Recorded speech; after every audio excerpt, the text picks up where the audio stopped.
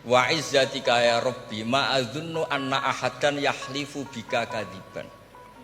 Demi kehormatanmu ya Allah, ketika engkau disebut oleh setan, saya tidak pernah mengira ada orang berani mencatut nama engkau kemudian dia bohong. Tak kasih uang aja tidak pernah tanya gunanya uang ini apa. Pas dijak wiridan tanya gunanya apa sih. Oh dasar orang aneh. Assalamualaikum warahmatullahi wabarakatuh.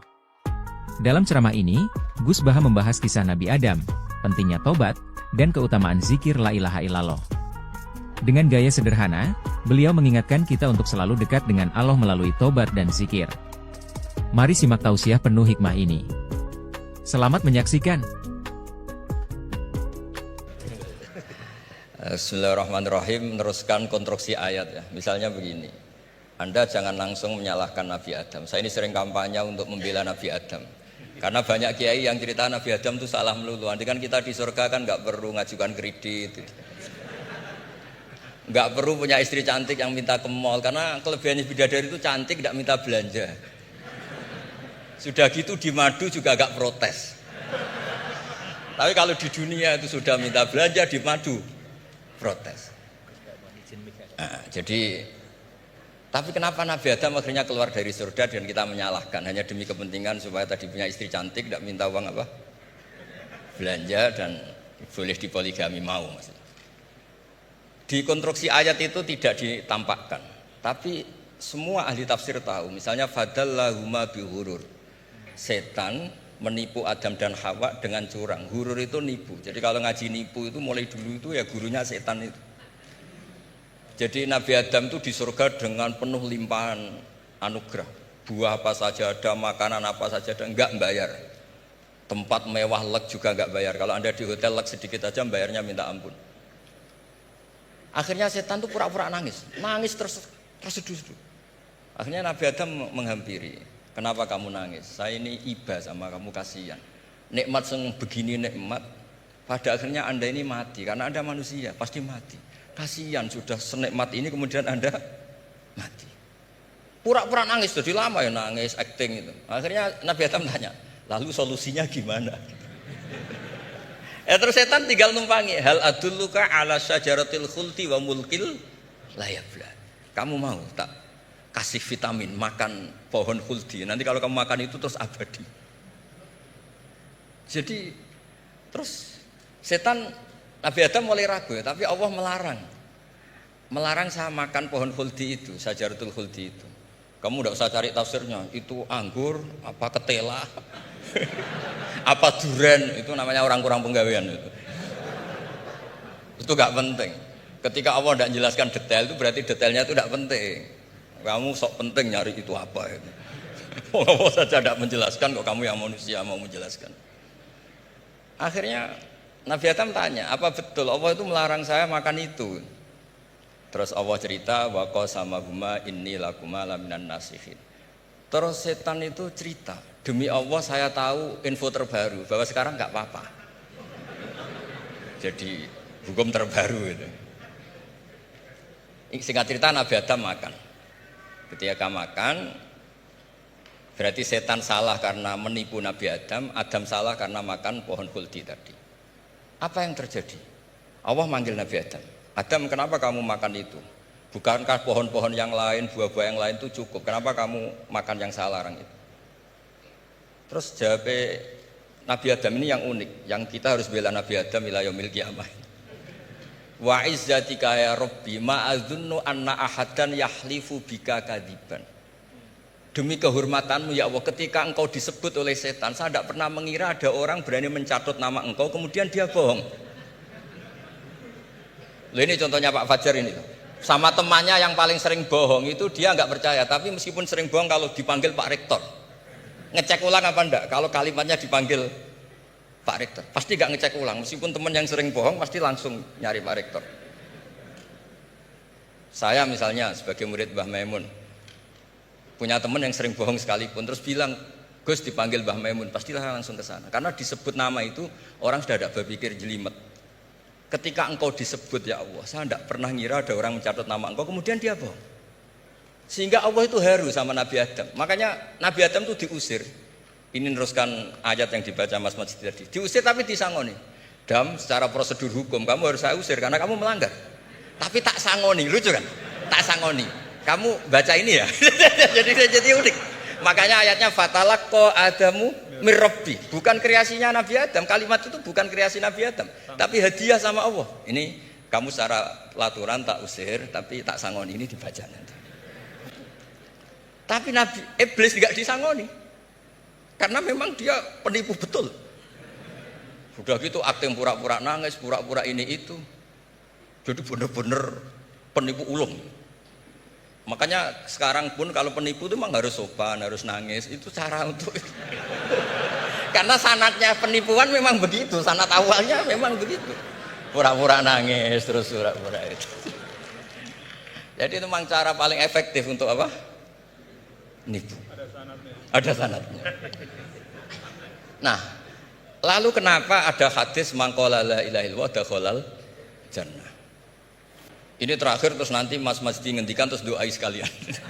Perintah sebul bed, bukan permintaan, perintah. Perintah itu bukan berarti tidak sopan. Memang bahasa Indonesia itu gitu. Permohonan itu mesti diabaikan. Kalau perintah itu agak tegas. Bukan masalah. Jadi begini. Saya ulang lagi konstruksi ya. Konstruksi ayat fadallahuma bihurur. Kenapa mangqala la ilaha dakhalal jannah? Itu unik. Kalau kita baca hadis, ada orang itu pendosa, salahnya sudah minta ampun. Sama Allah dipanggil. Ini hadis musnad, riwayat Musnad Ahmad dan banyak riwayat yang lain. Dipanggil, "Fulan, kamu ke sini. Kamu lihat itu apa?" "Bok, Gusti." "Berapa?" 99. Per bok itu maddul basor. Sepanjang mata melihat itu isinya dokumen kesalahan dia. Jadi enggak kayak yang di pengadilan itu hanya beberapa tumpuk. Itu sepanjang dia lihat itu kesalahannya dia. Sepanjang dia melihat. Sudah gitu jumlahnya 99. Ya dia putus asa, dia tidak akan masuk surga.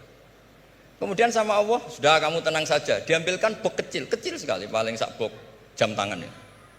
Dah, innaka lan tuzlamal yaum, kamu tidak akan terdolimi. Kenapa Gusti? Ini kamu punya kebaikan ini kecil sekali. Ya apa efeknya Gusti? Kan nggak ngefek kesalahan seperti itu. Kemudian bandingannya hanya kebaikan sekecil itu. Dah kamu tenang aja.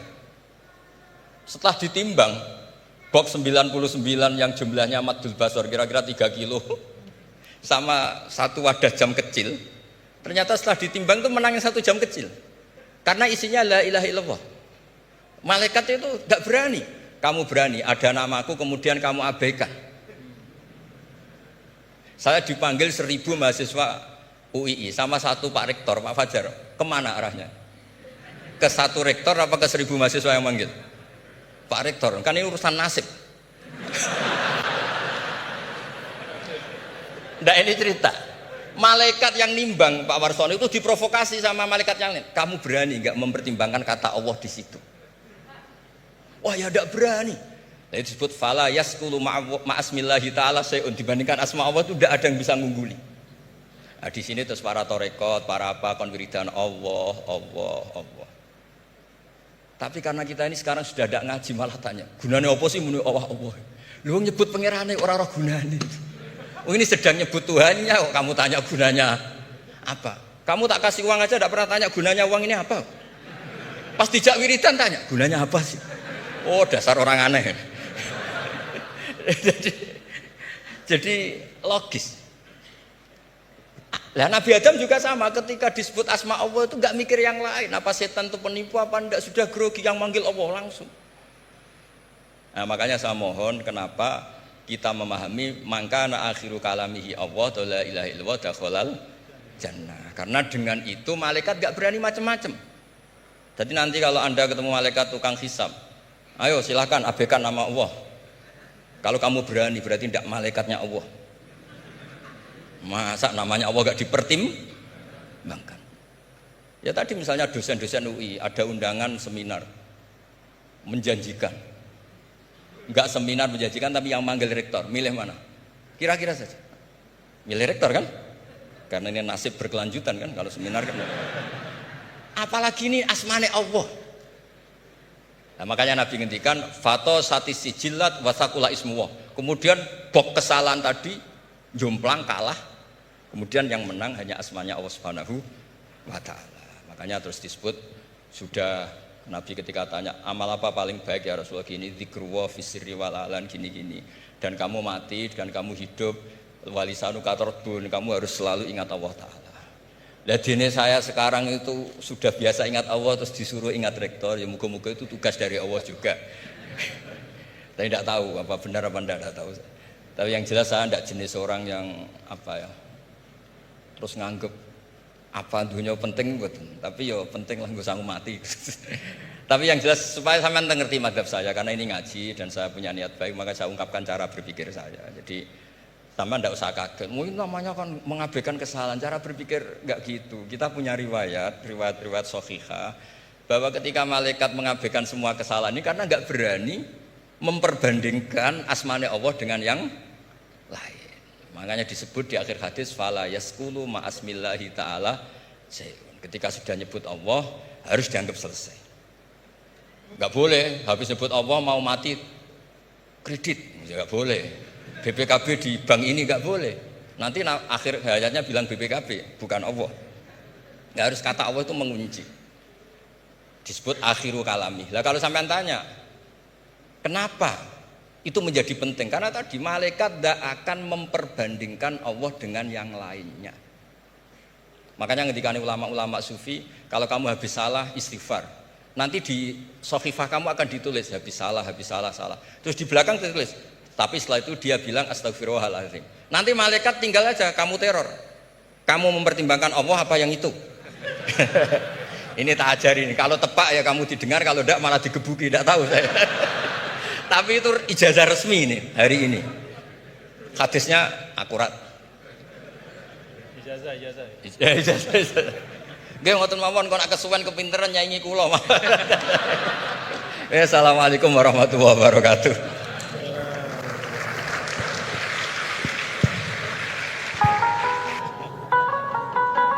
Jangan lupa like, komen, dan subscribe untuk lebih banyak konten inspiratif.